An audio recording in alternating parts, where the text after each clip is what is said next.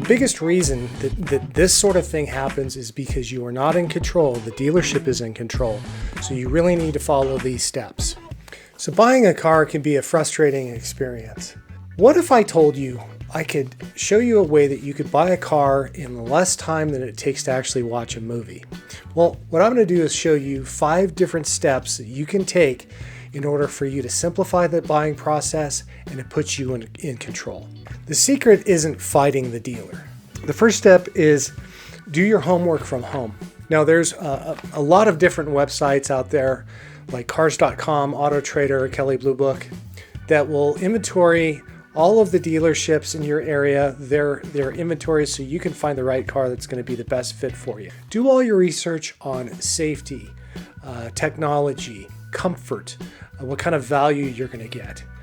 Do all of this ahead of time and not at the dealership, and this is going to simplify the process for you. Next, you're going to want to actually find the exact car that you want. The stock number, where it's at, which dealer has it, so you know who to contact in order to make the next step. Next, you're going to look at your budget. Use the same tools, but go to your computer and look for an online auto calculator. There's a ton of them out there. Put in the price of the car, put in how much you think your rate's going to be, what term you want to finance, how much your down payment is, and find out what kind of payment you're looking at for that much car. Again, by doing this ahead of time, you're going to save yourself a lot of time and a lot of frustration at the dealership. Math is math, no matter where you are. And it's important that you take all of these steps, because if you miss one or if you decide you want to skip it, the entire plan is going to fall apart on you. The next part of this is getting the money right. You want to go to your bank or a credit union that you do business with and see if they will finance you on the car. It's important that you do this because if they will finance you, it basically makes you into a cash buyer. Paying cash doesn't necessarily give you more leverage, but it simplifies the process. And walking into the dealership with a pre-approval really breaks down their process.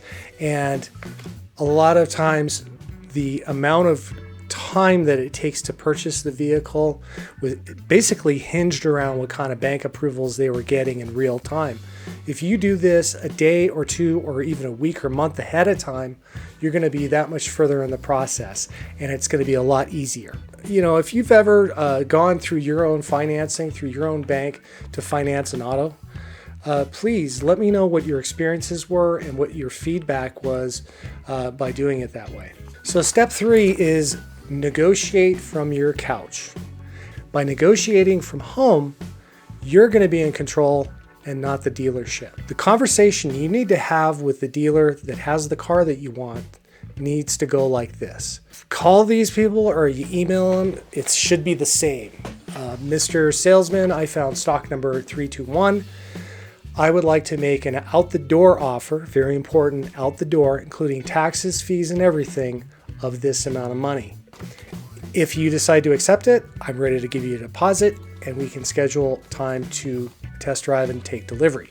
Now, it's important that you don't call or email these people and ask them for their best price. I've said before in other videos, that would be just like you going to your realtor and asking, hey, you know, can you go to the seller of this house and find out what's their best price on it? They're going to laugh at you. Well, it works the same way when you're buying a car. You need to make the first punch.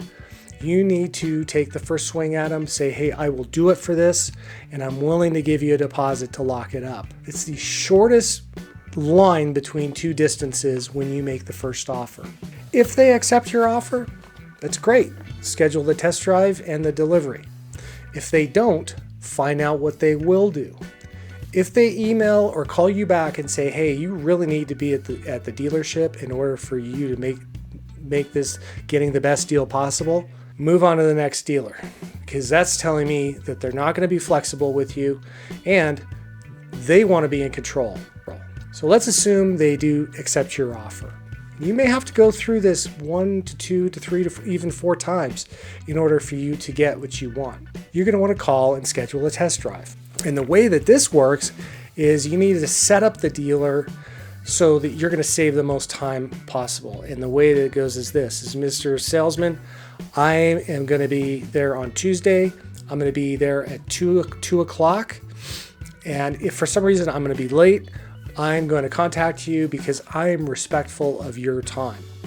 If you word it like that and say, I will be respectful, then they're going to be respectful to you and they're going to be accountable to you. So let's assume the test drive goes great. Your next step from that is not hanging around and talking on the lot, but go home. And if you're buying a used car, schedule a third-party inspection on the car. It's very important because you don't want to buy something that's going to potentially cost you thousands of dollars in repairs. So make sure you do that before moving on. Fifth and final step, you're going to want to schedule your contracting, doing your paperwork, and scheduling delivery. This should only take about 15 to 20 minutes. And again, you need to set this up with the dealership ahead of time and say, again, I'll be respectful of your time. You need to be respectful of mine. When you show up at the dealership and you have a pre-approval from your bank, they're going to try to convert you to their financing. And that's a good thing because if they can get you a better rate than your own bank, go ahead and go with it. They're also going to take a run at you with all kinds of aftermarket products. That's important. You should do your research on those too.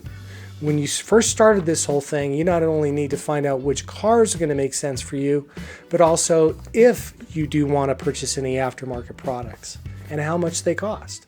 That you remain in control. There's nothing worse than just showing up at the car dealership and you wait for the negotiation, you wait for them, you wait for finance. All of this stuff is completely unneeded. There's no reason that you shouldn't be in and out of there in about 30 minutes. And that's it. By doing all your homework up front, you've saved yourself a lot of time and hopefully a lot of money by doing it this way. And it's a less frustrating process and you get what you want in the least amount of time possible. It takes you at the most 60 minutes total from top to bottom to get your new car. So now that you know how to do this, make sure you watch this next video because it's really important. This is about what happens to you when you trade in a car and some steps that you can take that are going to help you get the most for it. Until next time, hit like and subscribe. We'll catch you on the next one.